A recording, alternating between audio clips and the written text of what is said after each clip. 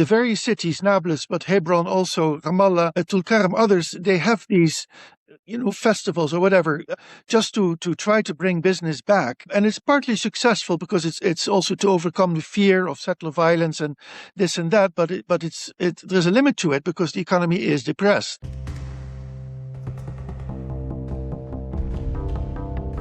The occupied West Bank is run by Fatah. That's Mahmoud Abbas's organization, the one he leads, the president of the Palestinian Authority. He is an ally of the U.S. and a sometimes ally of Israel as well. His forces collaborate with Israeli forces on security matters. There might be a small Hamas presence in the West Bank, but not anything very significant. There have been no real great terrorist attacks coming from the West Bank targeting Israel as there were in decades ago. Despite all of that, the Israelis have completely destroyed the economy of the West Bank. They've strangled it and choked it and made it a disaster zone, really. Unemployment is way up. There's no trade going on. And there's a lot of people who are sinking deeper into desperation and poverty. In addition to that, Israeli settlers keep stealing Palestinian property. These religious fanatics, these kooks, keep setting up settlements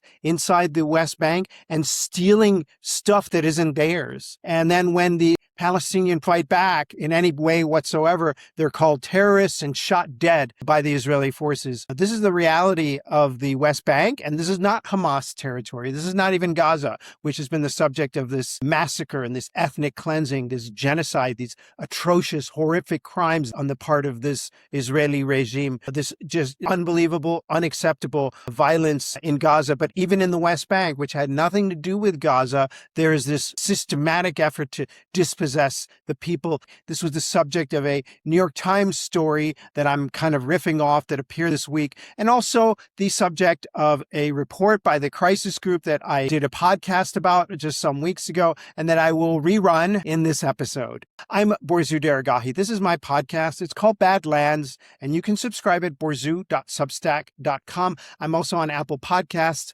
Spotify, YouTube. So as far as the Middle East goes, I guess one big piece of news that emerged in the last day or two is this a declaration by the United Arab Emirates that they're going to stop doing business with Iran. The UAE and Iran have traditionally been big trading partners, and they have had a lot of business between them, a lot of commerce. And the UAE says now that it's going to stop doing business because of some missile strike that happened. We're not even sure that it really happened. Iran denies that it happened. Many are speculating that this announcement by the UAE was linked to U.S. pressure. U.S. loaned the UAE some significant money. They did a big, huge financial arrangement some time ago to salvage the United Arab Emirates economy. And many are wondering whether this is an attempt to make the Trump administration look good, to give them some ammunition in their campaign to depict their Iran policy or lack thereof as successful. But that remains to be seen. That remains rather vague.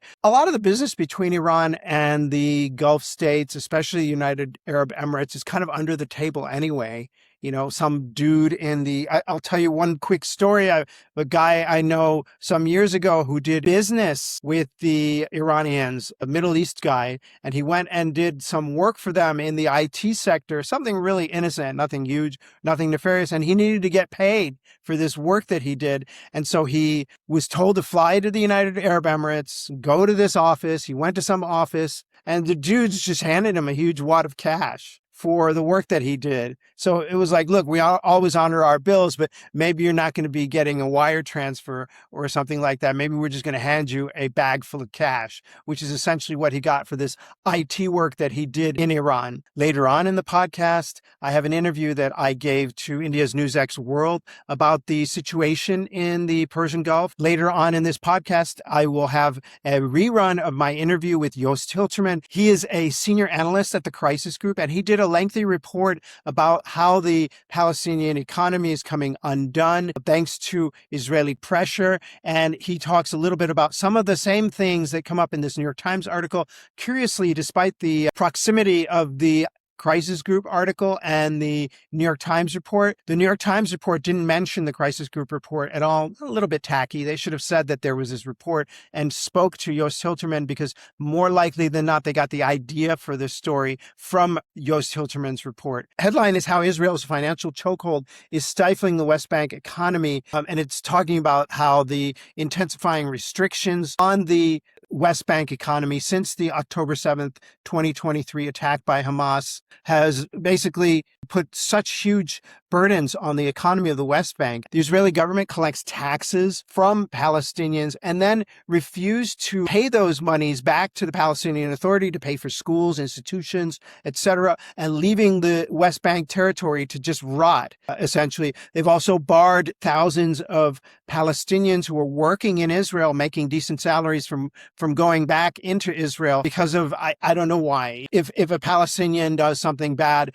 in this part of the country or one part of the country, if two Palestinians do something bad, the entire Palestinian population has to suffer because blood guilt, blood punishment, collective punishment. That seems to be the rule of thumb for the Israeli regime these days. This increasingly belligerent, out of control government that is wreaking havoc on the Palestinians, wreaking havoc on Syria with its recent airstrike on Syria, hitting a target in Syria near Aleppo that Israel alleges was going to be used by Turkey. It's continued hammering away at Lebanon. This article is pretty detailed. It talks about how the Palestinian Authority has been forced to cut salaries and public services. It also talks about new roadblocks that Israel has set up across the West Bank. These are roadblocks that prevent the economy from functioning properly, prevent ordinary business from taking place, in addition to causing hardship on people. And Joost talked about that in our interview as well. The Israelis reject any allegation that they're trying to stifle the Palestinian economy, accusing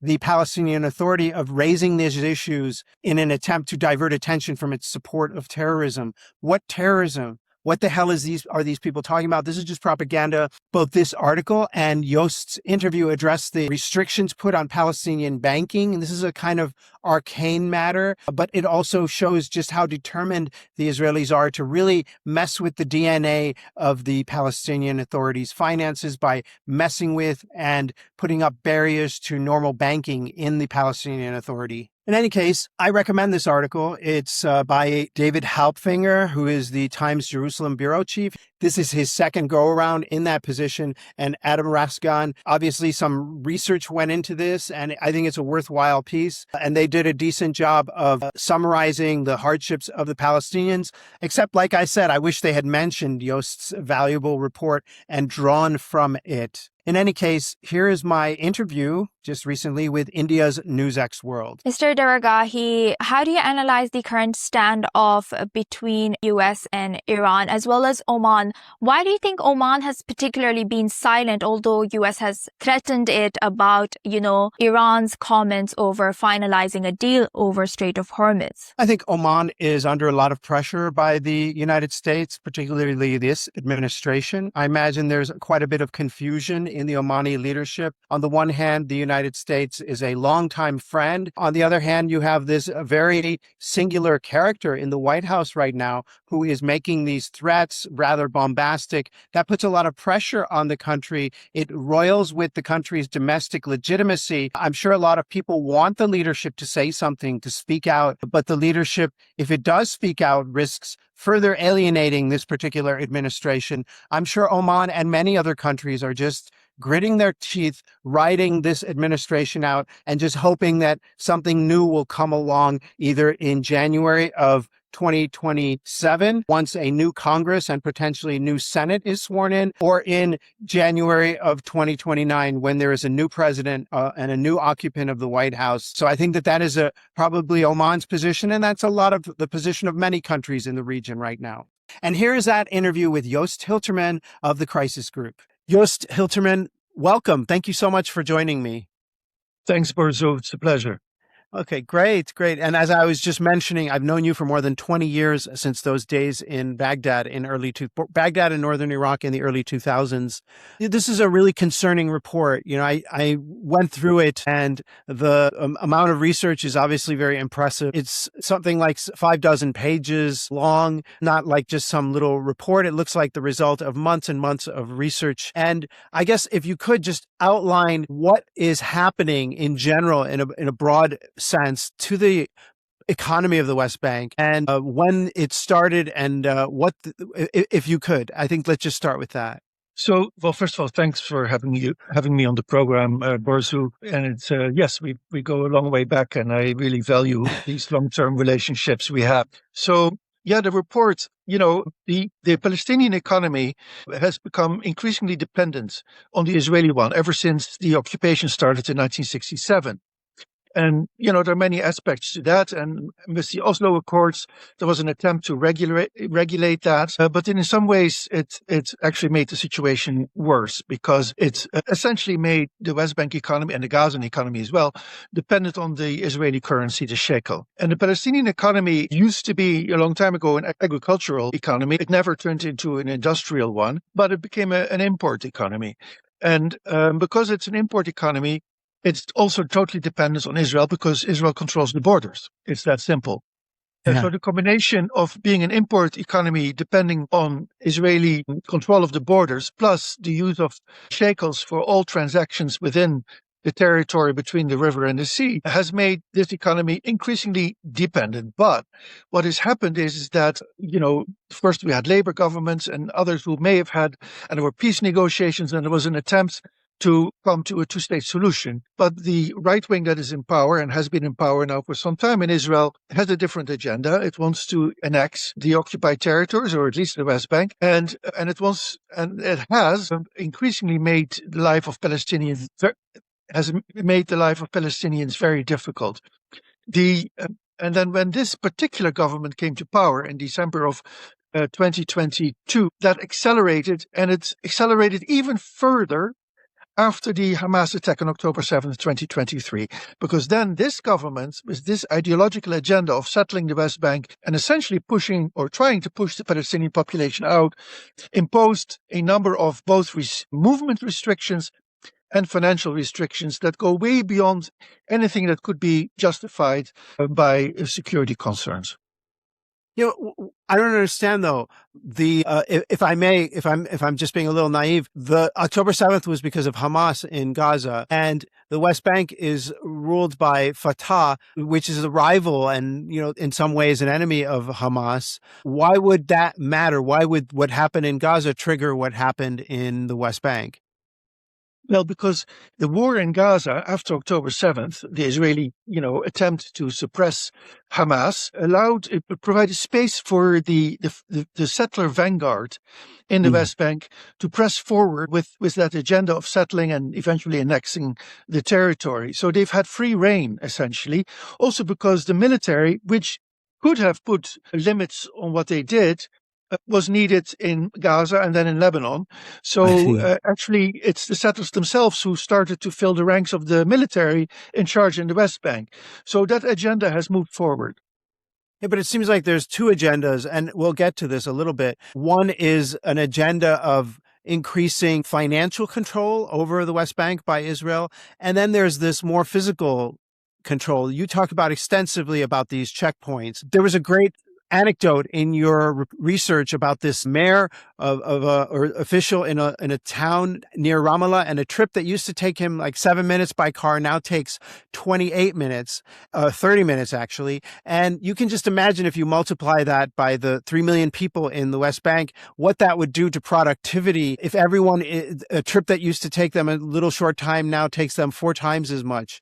So if you could just talk about what the impact of these checkpoints are, and this sort of physical stranglehold, what kind of impact it has on people.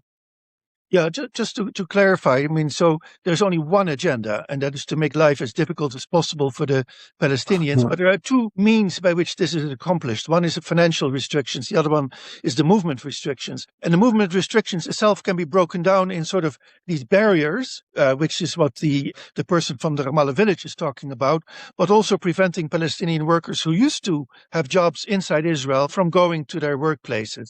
And that is a huge part of the income in the West Bank. So these movement restrictions are all of various. They express themselves, or they're manifested in barriers and in military checkpoints, sometimes in dirt berms that are placed in front of, say, the entrances to refugee camps or villages. And that prevents easy movement. So this person, for example, he used to take the direct road from his village to Ramallah, which is the center of commerce for him. Yeah. And maybe he was employed. In fact, he had his business there. But I met him in his office in Ramallah.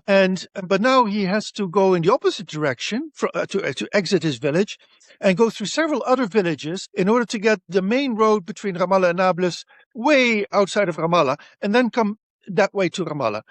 And it's just harassment because there's absolutely no need for that. They could easily open that road if they wanted to, the Israeli military. One name keeps popping out in that report, an Israeli cabinet minister called Bezalel Smotrich. I call him Beelzebub Smotrich, but that's my little joke.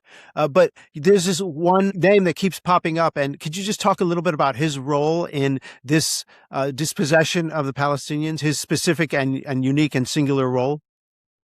So Bezalel Smotrich is a settler himself, and he's long been a sort of at the forefront of the settler movement. And he's an intelligent guy. And when the new government came about, his faction had a number of votes that needed to be rewarded with positions in the cabinet. So he was made both finance minister, so in charge of all finances having to do with the state of Israel, and a minister within the defense ministry responsible for oversight on the occupied territories. So he's under the defense minister, technically, but he plays a special role when it comes to the occupied territories. So essentially, he is the consul, or whatever, the proconsul, or whatever you want to call it, in charge of the occupied territories when it comes to the military, to the army. So whatever he says or does has an immediate and huge impact in the West Bank and Gaza. Of course, Gaza, because of the war, is in a separate situation, but the West Bank definitely is where the fight is playing out when it comes to the annexation drive. Yeah. You also, in the report, it also describes the damage that's happening to the banks, the banking system, the Palestinian banking system. Is that something that Smotrich is driving as well? Or is this more of a consequence of longer term efforts to put controls and restrictions on the flow of capital inside the Palestinian land? So Smotrich has several tools at his disposal to manipulate the Palestinian financial system. One of them is the income that the Palestinian Authority derives from the imports that the Palestinian companies bring into Israel. It is Israel, because it's the sovereign power over the borders, that collects the import duties, the customs fees, as well as value-added tax and some other fees. And then this money, it's normally in normal times, there's no normal times, it's an occupied territory, but still, before at least the Gaza war, it would return these to the PA, which is the legal owner of these revenues. And so Smotrich did two things. One is he started putting deductions, some of which are legitimate because they are basically payments that the PA has to make for electricity, water, other things. And we can go into depth because there's a lot of discrimination there as well. But at least, you have to pay for your water and electricity. But secondly, and these deductions have grown over time, so that a senior financial figure in the PA told me that it's now 70% of the total is deducted. So that leaves very little of these customs revenue. But since April of last year, starting in May of 2025, Israel has withheld, and that's Smotrich, has withheld these revenues altogether. So since then, for a full year now, those revenues, which constitute a major part of Palestinian income, of PA income, have not arrived. So that's one tool he has applied, and it's very much was his decision.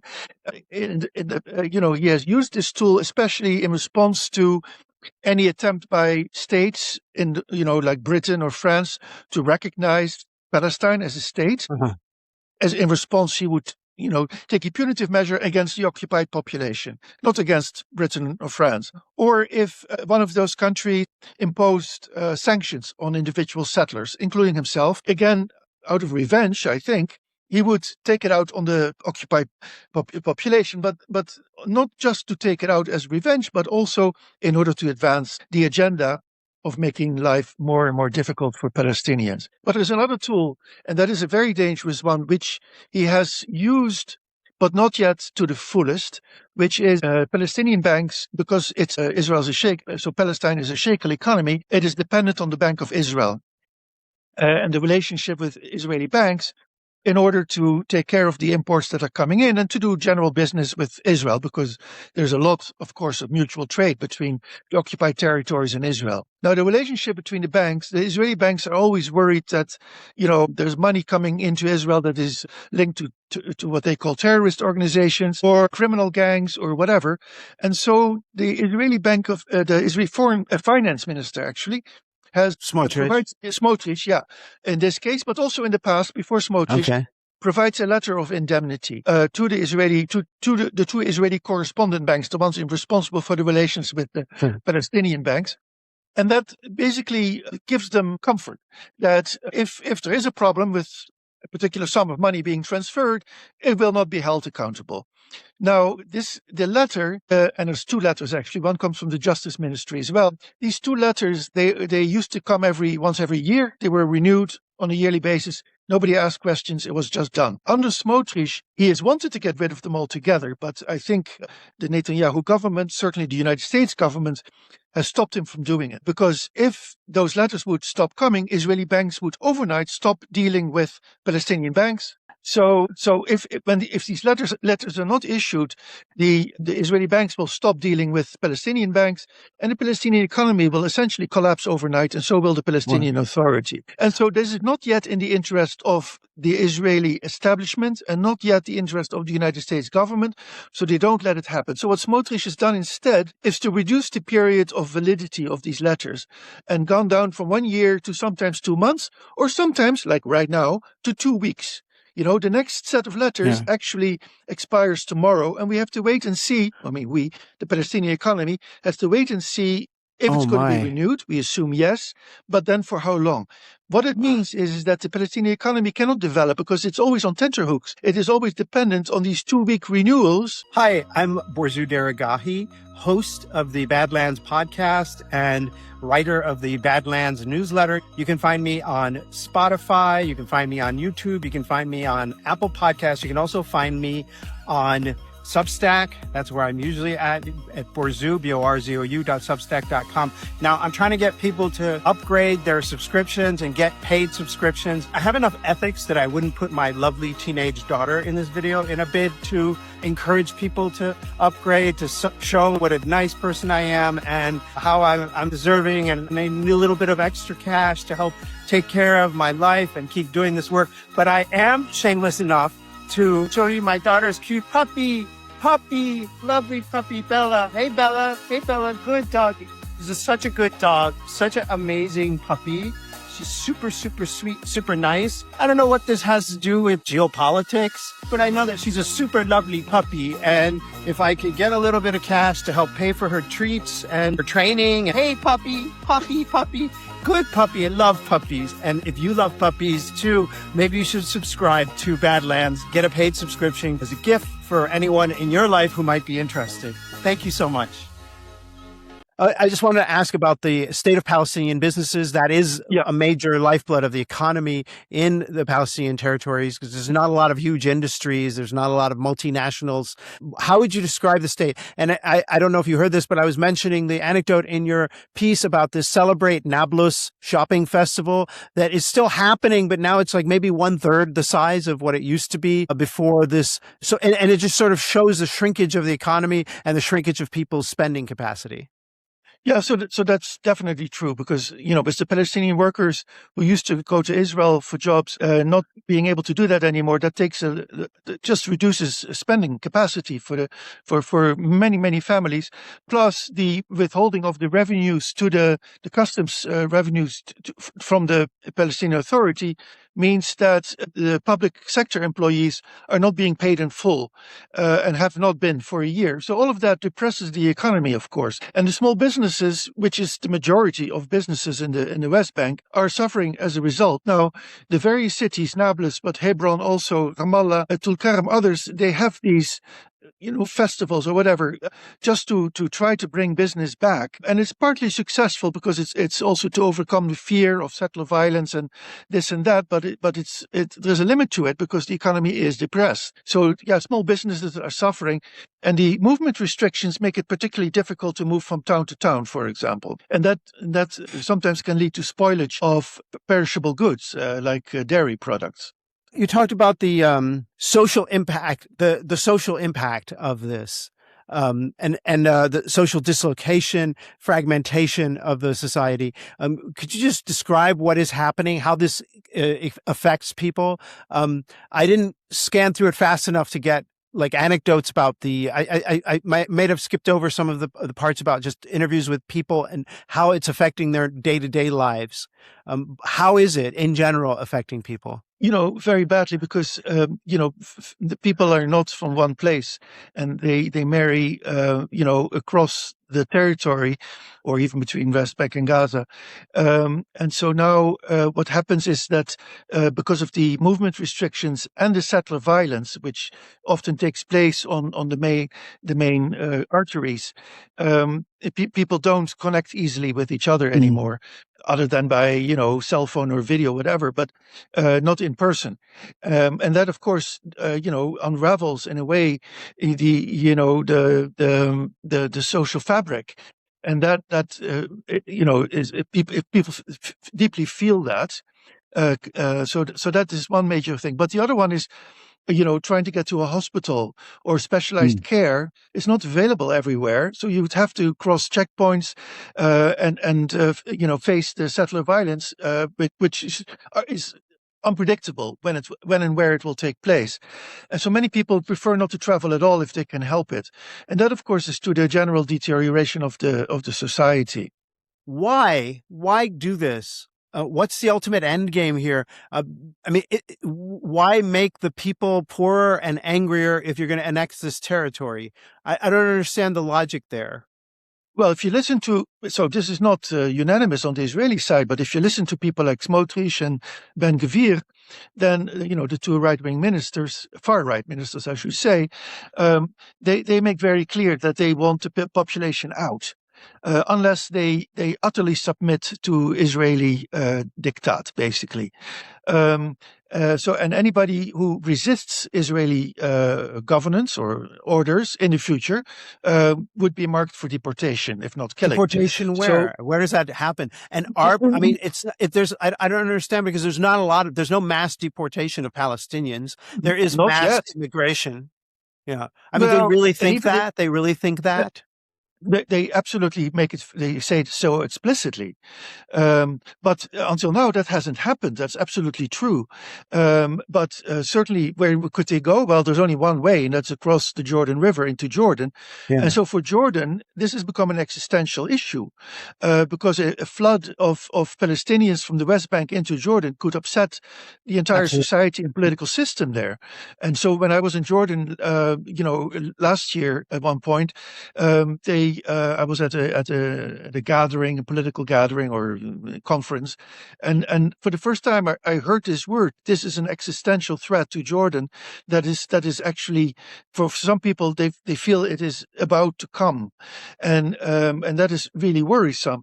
But I think most Palestinians don't want to leave, and they will resist tooth and nail such a scenario. But if it comes to violence, they don't have the tools, and the Israeli army clearly does. Yeah.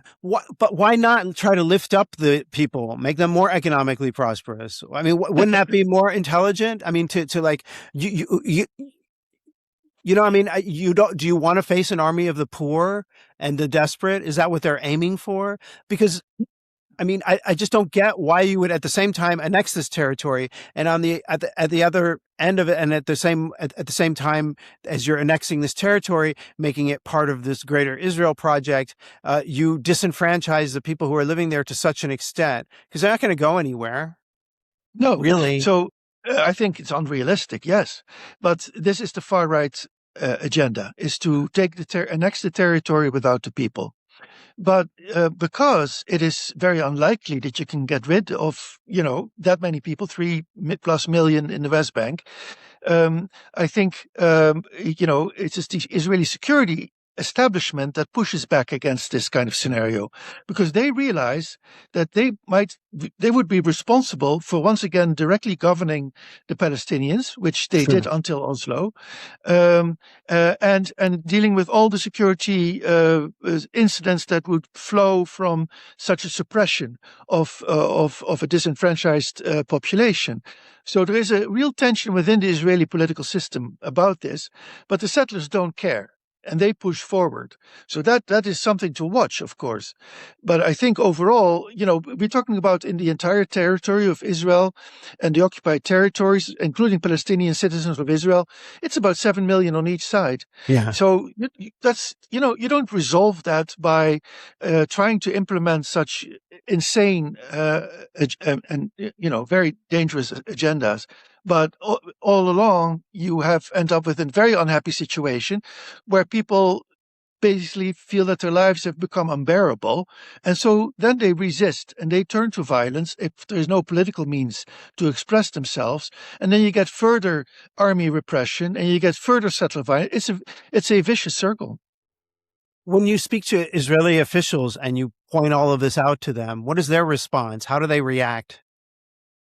Well, it depends on who you talk to in the Israeli establishment. The foreign ministry will say, well, this is under the jurisdiction of the military. It's not Seriously?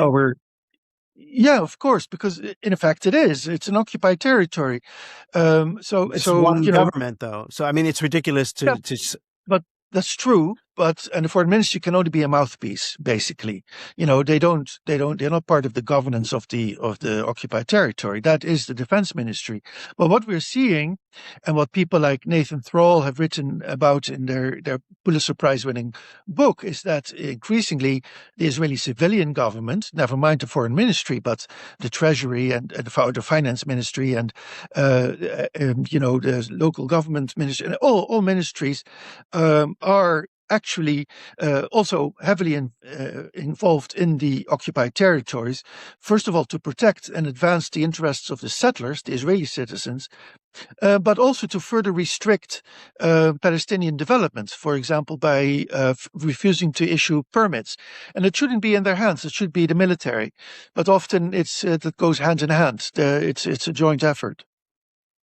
I'm sure this American administration really doesn't give a damn. But when you talk to EU officials and when you talk to people in the European Union, what is their response? Do they just shrug? Do they not see the disaster that this is going to lead to? They do understand it, right? They have a good understanding because their information is good. Their representatives, ambassadors, and others in Jerusalem and Ramallah, they provide accurate information. And these people don't need to be convinced. But it's the higher ups, it's the politicians. They're the problem, if you want. So the most we'll see is sanctions against violent settlers, whereas what is really needed is sanctions against Israel for the entire settlement enterprise, right? And also to provide and to stop providing Israel with funds, say for armaments, when these funds are fungible and can be used to advance the settlement enterprise and also fund the suppression of Palestinian rights. So but that is a step that's way too far for the Europeans, who in the end always look at the Americans. What do the Americans do? And not always. Now they didn't used to be this bad as they are now. Yeah. Yeah, they don't want to anger the Trump administration in particular. And as you said, the Trump administration doesn't care. Let Israel do whatever it wants. Joost Hilterman, thank you so much. It's been a pleasure. Thank you so much for appearing on my podcast. It was a pleasure on my side. Thank you so much, Borzu, and all the best to you. Hey, thanks for listening in to this episode of Badlands. I'm Borzu Deragahi. You can subscribe to my podcast at borzu.substack.com. I'm also on Apple Podcasts, YouTube, and Spotify.